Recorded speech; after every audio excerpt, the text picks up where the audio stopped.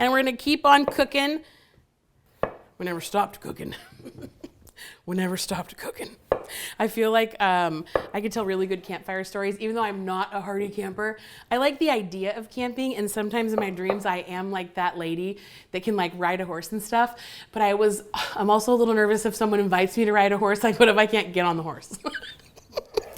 I gotta start working on my lower body strength.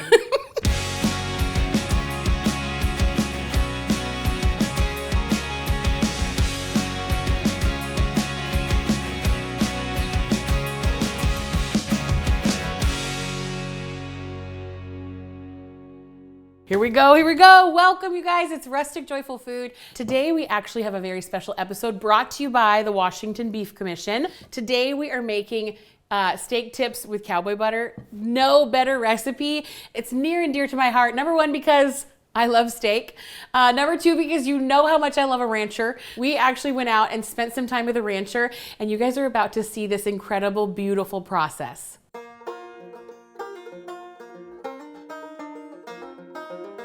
You guys, this is such an exciting moment for me. So here we are at Rocking Bar H Ranch in Enumclaw, Washington, and we get to spend some time today with Brooke and Keith Hickle. Welcome to beautiful Washington State out here in Enumclaw. Definitely this time of year is my favorite. It's dry, it's not too hot, and we're just starting to get in the later part of summer, early fall. So I'm so excited to be here with you guys. Thank you so much. Thank you for rolling out the hay and getting all the pretty babies to come up. You want to hear what you guys do. Here on the Washington operation, we are kind of the first layer in the beef industry. We're a seed stock producer here. What that means, different layers of the beef industry that puts the beef on people's plates. It starts with genetics. We raise the genetics here, and then commercial buyers across the country would buy our genetics. I'm going to stop you for a second. When you say genetics, Yep. What does that mean? If you wanted to produce a basketball player, Yeah, right, you wouldn't go have two people have a kid that were 5 foot, true. right? And so you maybe would go look for taller genetics. And so we do the same thing in the cattle industry, but we actually not just look at actual physical characteristics, but we also have data that we collect on them. Weight data, carcass quality, that would give us our tenderness, the amount of fat that we're having. So there's a whole lot of information available to us. We're trying to raise high quality females that will produce high quality bulls that will then go on to help commercial cattle producers produce the best beef. I mean, it's amazing to see what the Red Angus industry has done in the time since we bought our first purebreds in 2005. And it feels like it was yesterday, but that was almost 20 years ago. I really think that there's this boom in people that are really getting back to farming, ranching, like producing our food. How would you encourage somebody? Keith will often recommend to somebody who has a bit of property available to buy a steer and to finish a steer, as opposed to buying a mama cow and doing that whole process. Because that's just kind of a gradual learning succession. If you can raise a steer for your family to eat and see how that goes. Oh, well, it's a real joy to do what we do, despite as difficult as it is, having the opportunity to raise our kids. Now that they're older, I can look back and say, wow, that was a great idea. That's awesome. Because no matter what they choose to do in life, and it just brings me to tears, but no matter where they go or what they do, it's the foundation that they got through this lifestyle that will forever change their lives. Absolutely. And so it's a joy to get to do this. Yeah, so for anybody wanting to do it, stick with it. It's worth it. There you go. It really is. It's hard. It's very rewarding. That's awesome. This is the thing, you guys. If you don't know this, I'm from Washington. And I'm always gonna be a little biased and pulling for my team. Do I think that Washingtonians do it better? Yes, yes I do. So that's why we spent some time with a cattle rancher from Washington. And now we're back in the kitchen, and I wanna show you we splurged today. Now listen, I'm not a splurgy lady. I do love a budget. I love to cook on a budget. I love to adhere to a budget, but sometimes you just have to bring out the king of the king. And we are doing tenderloin for the steak tips today. It's so good. The longest part of this recipe is the mashed potatoes. I feel like everybody has seen a potato mash, but there's also something very like cathartic and therapeutic about it. So I'm gonna get the potatoes going. We're gonna slice these bad boys up. And if you know me, you know that I do name everything that I'm doing. Every time I'm cooking, it's normally a he. So he's gonna go in the pot. And what I'm doing right now is I'm making all the potatoes the same size. Why do we do that? Because we want them to cook at the same time. And the nice thing about the grocery store potatoes is they're all pretty uniform. If you're buying a 5-pound bag of potatoes, they're all gonna be around the same size because they actually have a grading system, which is kind of fun. So we got our potatoes. And this is something that's really important to me too. I like to salt the potatoes. So salt your water, just like you'd salt pasta water. Potatoes are super porous, very absorbent, and they want all these yummy flavors. So what I'm gonna do is just cover the potatoes. You don't need it to be up to the top or 3/4 full. You just want enough water to cook the potatoes, and it's actually gonna go a little bit faster for you. So let's put our water in. I still want you to see me. Never turn your back to the camera, ever. Regardless of how unflattering it may be. Only the tip of it. Okay, I don't know the tip of what, I meant the tip of the potato.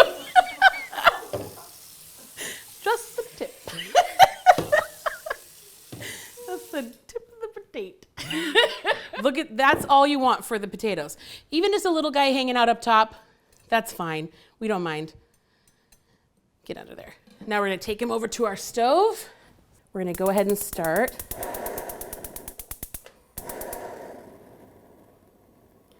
We want our flame pretty high because these guys are gonna get boiling.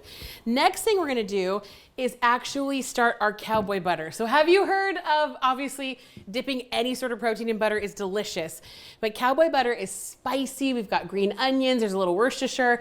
It is so good. And no, I didn't make the Worcestershire joke because everyone's like, oh, how do you say it? Just Worcestershire. And if you mispronounce it, it's fine too. It's like a dad joke. I used to work at a bank, and people would come in all the time, and they would kind of like get up to the teller window and say something like, "So you have any free samples?" And every time I was so wildly irritated because I'm like, "Oh, yes, you and the 5 other guys in their 50s that asked me today." So the Worcestershire joke feels like that to me too. Maybe a little TMI, but I felt like we should go here. Okay, I'm going to shop in my cute little pantry, and we're going to do all of our chopping. And you've noticed we haven't touched the beef yet because that part goes so fast. So I want to show you how I chop these little guys up. Now I'm getting organized. Perfect. Okay, first of all, you can regrow scallions. If you leave at least this much, just that little bottom part, you can pop that guy right back into the dirt and it will grow brand new onions for you, and it's actually kind of fun. So we took our little tops off so we can be green and energy efficient and regrow. But there's a couple ways you can do this. I love it to be nice and finely chopped. So you just want to curl your little fingers up, and as fine as you can, we're going to chop up a whole bunch of scallions. It ends up being around 1/2 cup. And chop with some authority. You know when you're chopping green onions and then you get one strand in there that's like a little tiny accordion the whole way down and the rest of them are chopped? That's because you're not chopping with enough grit. So you want to really get into your cutting board and kind of, lay it down. Okay, see? We want all of it. And then it's a little spicier down at the bottom. Like all the whites they do have like a little bit more of a hot, almost horseradishy flavor. I don't know if anybody agrees with me, but sometimes green onions have that little tiny onion burn, but it's only the white. The tops are a little bit more mild. And then you can kind of take them and rub them like this. And if you look at an onion, it's got lots of different layers inside. So when you rub it together like this, you're actually separating all those fun layers. And everybody in to the bowl. So let me go ahead and chop up this steak here. And you'll notice I bought my tenderloins whole. So that means that they did not separate this. Anytime you've got steak like this, it's between a muscle membrane. So you can actually just pull it or just make tiny little cuts like this and it'll separate. And then we don't want this hunk of fat right here. So we're just gonna trim him off nice too. And if you are a keeper of trim, and you have a food processor, you can actually turn this into hamburger. So if you don't have enough trim off of this meal, you can throw this in the freezer with other trim from other cuts.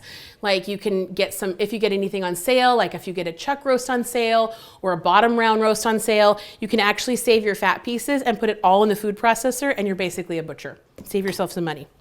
So what I'm gonna do is gently cut off a little bit of this silver skin. We're gonna cut this guy into four nice chunks. So you want them big enough to stay nice and medium rare inside, but also not like massive, so they stay to be like the steak tip. Okay, so the next thing I'm gonna do, I'm gonna set the steak aside and we're gonna get to making the salad with the tomato and the burrata. Okay, so I'm gonna shop over here in my cute little area.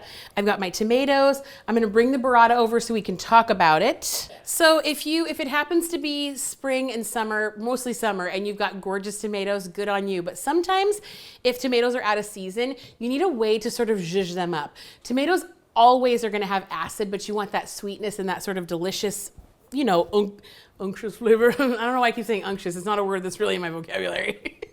But what you can do is pre-season your tomatoes. I'm a really big pre-seasoner. I'm quartering these guys because they're fairly big. Like that's a pretty big chunk. So we want to be nice and bite-sized. And then I don't even, sometimes with the Camparis, the little hearts in the stem end is so tiny it's tender enough. I don't cut them out. I just leave them.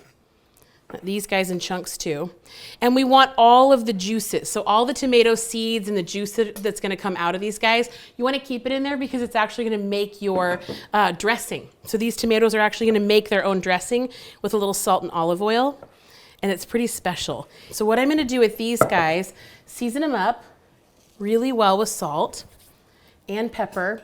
And you have got to season your tomatoes before any oil goes on. Why do we do this? You do this because it gives the tomato an opportunity for the actual flesh of the tomato to get seasoned. I'll just use my little tasting spoon over here, tasting fork, before you create like a barrier of oil. When you put oil on something, it creates like a little oil slick, as it should. It's lovely.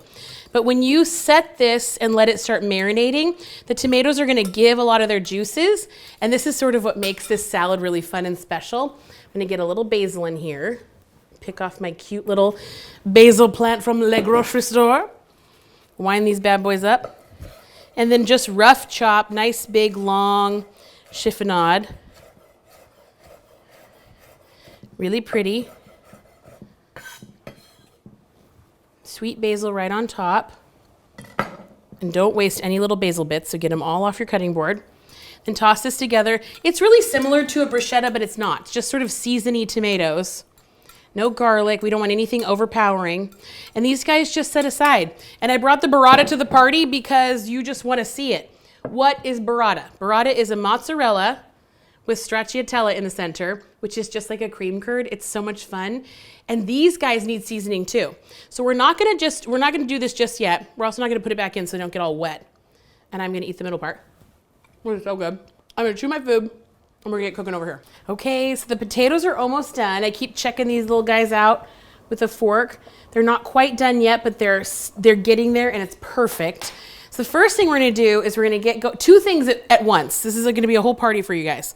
We want an entire stick of butter in this guy right here, and this is what we're going to be searing our steak off in. Look at that. Beautiful. Beautiful, beautiful.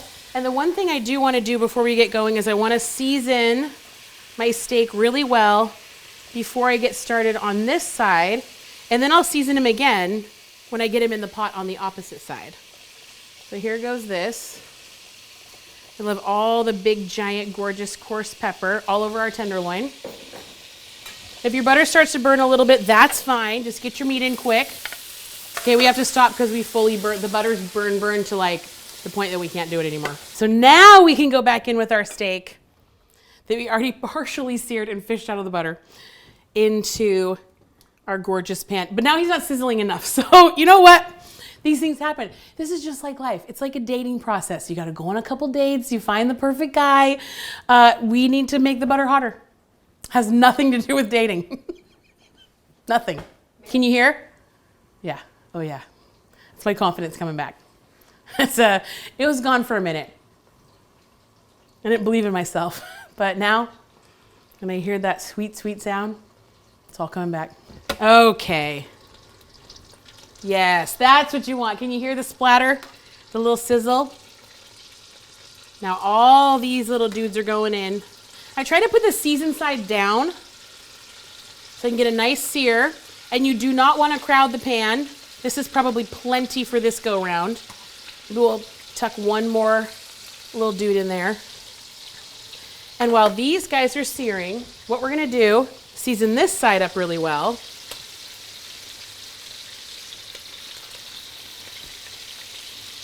With salt. We're gonna start the cowboy butter. Perfect. A good medium heat. In goes our butter. We're gonna let this melt down. This is gonna melt down real quickly. Then we're gonna start adding all of our components for the cowboy butter. Now there's lots of different cowboy butters out there, and basically it's just like it's a spicy, tasty butter. You've got some acid in there, there's lots of heat. The green onions are really good for texture, but it's all just delicious. Swirl him around a little. Just check this out. We still want more sear. And you know what? I feel like I've got a little bit more room in here.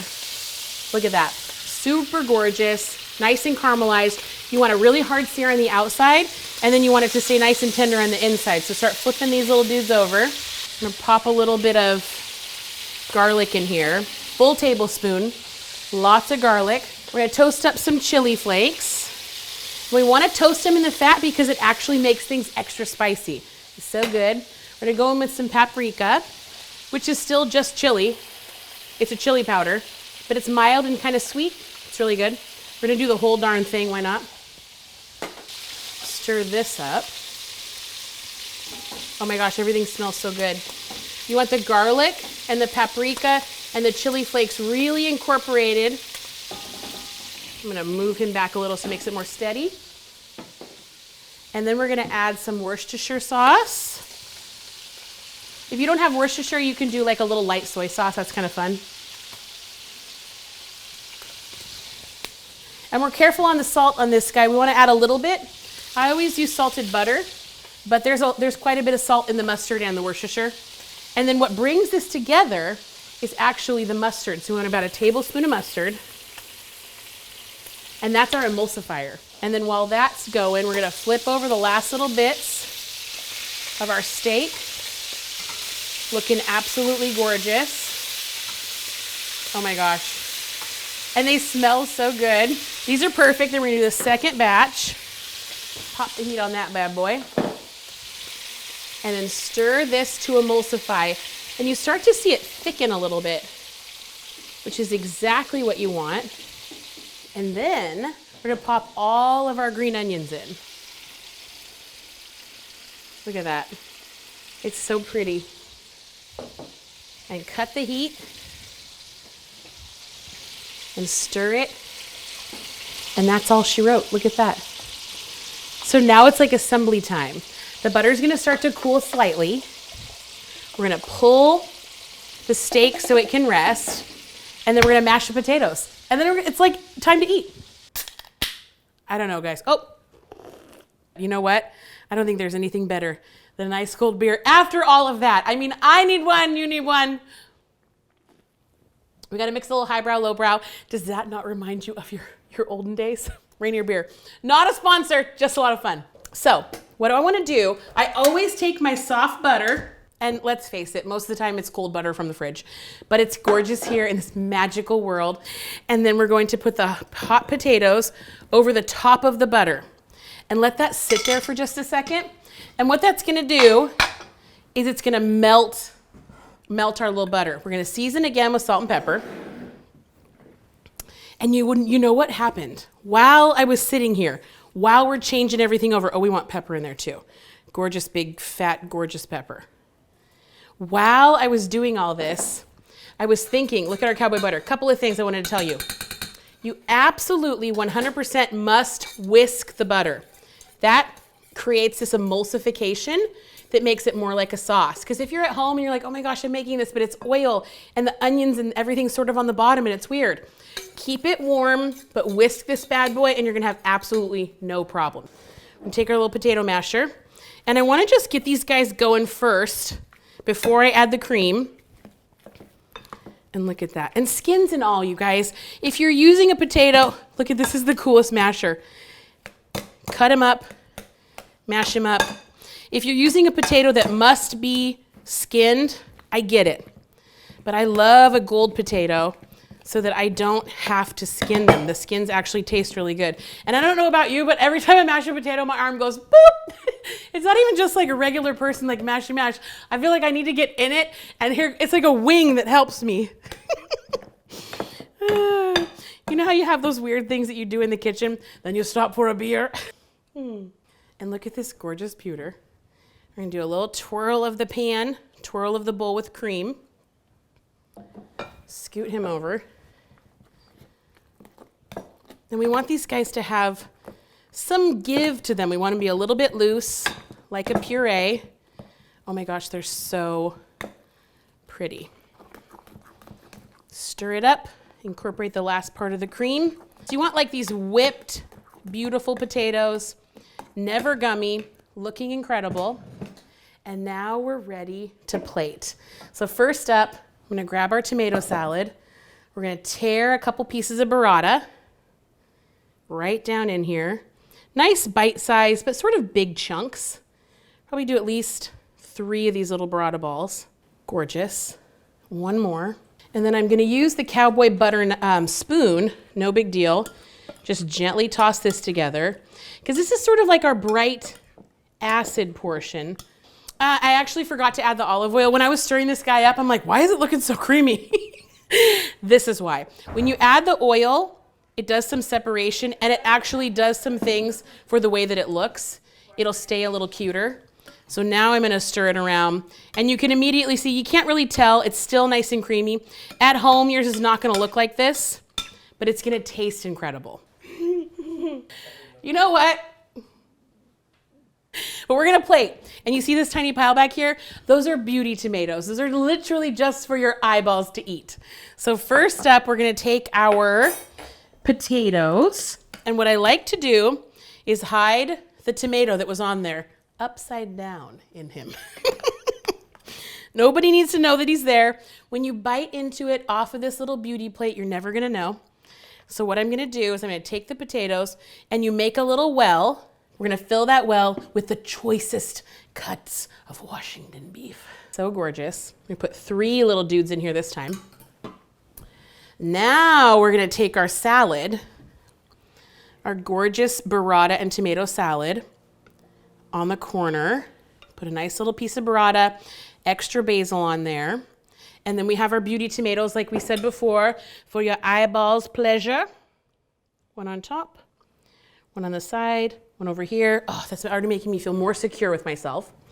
And then we're gonna put our cute little basil bits. And here comes the piece de resistance, the Cowboy butter. And I think I mentioned it before, but it is so important that you whisk this bad boy so that it emulsifies. And you pour them over the top like a gorgeous sauce. And then guess what? You want a little bit of that sauce on top. Oh my gosh. I'm about to dig in, because we have to have a bite of this guy. And you are gonna make this.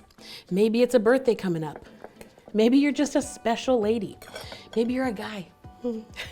Maybe you're a kid and you want this. Okay, I'm not joking. When I made this the first time, like a month ago, I made it for my husband. He said, babe, 10 out of 10. One of the best things you ever made. Needs a little salt. I'm just gonna salt it up.